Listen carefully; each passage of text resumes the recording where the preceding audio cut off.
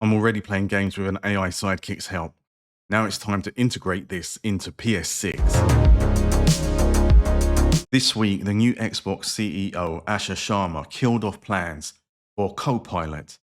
Now, Copilot on Xbox would be an on-console AI help system that is context aware. That it means it can see what's going on the screen, and it can give you relevant advice about what you're doing, what you're playing.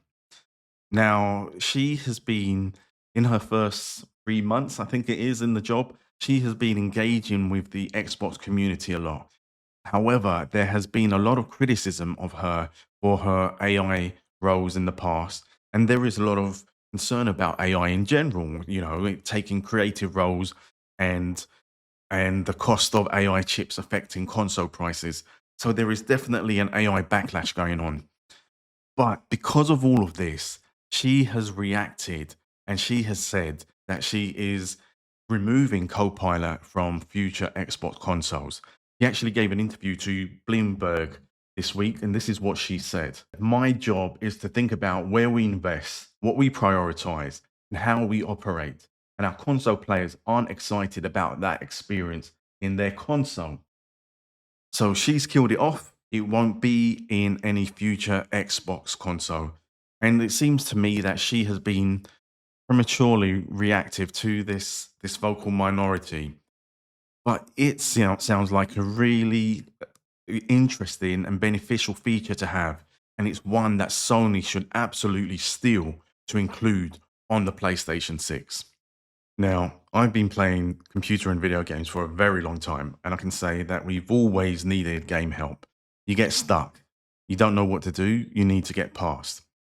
And back in the 80s and the 90s, you had print magazines that would maybe give you a written walkthrough or some cheat codes. In the early 90s, there was actually phone lines that you could ring. I remember doing it for Monkey Island 2 and a game called F-15 2 Strike Harrier back on the Amiga. That reveals my age, so don't tell anybody. And then you had the digital era, the websites like GameFAQ and everything else that would give you the full walkthrough. And then, of course, the dawn of YouTube. YouTube, where people would run through a game, play through a game, and you could then find the clip that's relevant to you, scrub through it, and find how to get past a problem. Now, with all of these, they are kind of immersion breaking in that you have to pause your game, step away from the game, and then look up the answer. Obviously, it took longer in the past, but then it's a little bit quicker if you've got a tablet in front of you or your computer, your laptop, to find the solution on YouTube. So that's how it's been up until now. In the past 4 years, AI LLMs have come along like ChatGPT, and I certainly have been using all of them. I don't know if you have, but I've found myself using them more and integrating them more into my everyday productive life. Now, they have become multimodal. So this means that they don't just receive input that you type in, they can receive audio input or visual input. The key point is, though, the audio input. You can now talk to an AI like ChatGPT or Gemini, and it can understand you fully, brilliantly, and it can respond in kind.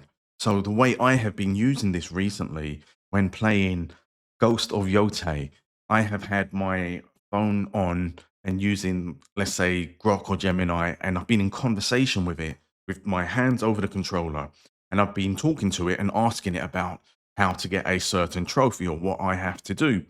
And it's been there and it's been responding brilliantly. Or when I've been playing more recently Starfield, and it's a new game with some new different types of features and controls that I don't fully understand.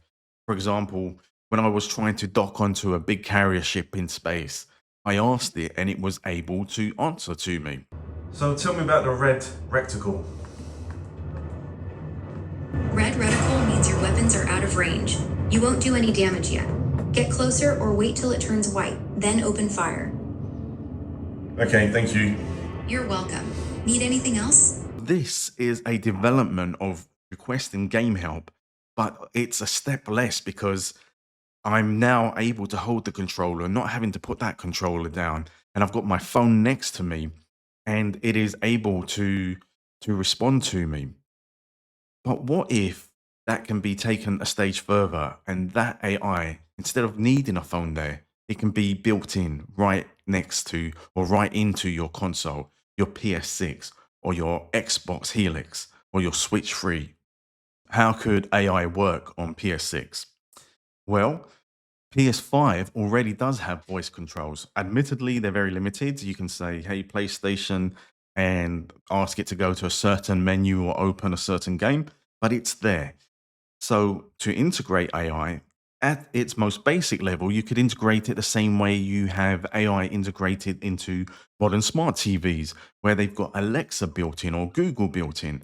You could just have that, an AI, voice access AI built into the PlayStation.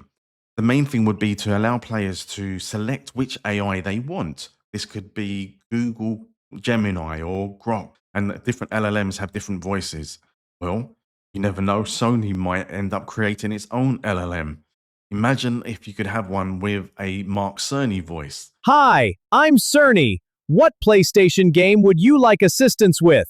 Because of current anti AI sentiment, Microsoft has blinked and it's removed a feature that could have been really useful to the Xbox Helix.